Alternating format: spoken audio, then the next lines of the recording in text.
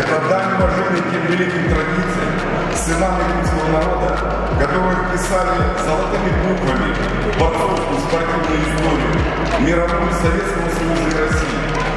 Мы будем помнить и гордиться такими выдающимися именами, как Павел Книг, Роман Дмитрий, Александр Иванов, Виктор Лебедь.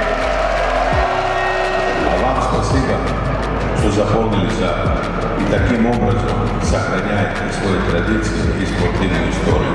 Многие атлеты, которые выступают сегодня и завтра на этом ковре, через год будут блистать на ковре Олимпиады 2020 в Токио. И мы будем болеть за них. И я уверен, что это для них один из главных этапов подготовки к Олимпиаде. Разрешите объявить соревнования на Кубок мира 2019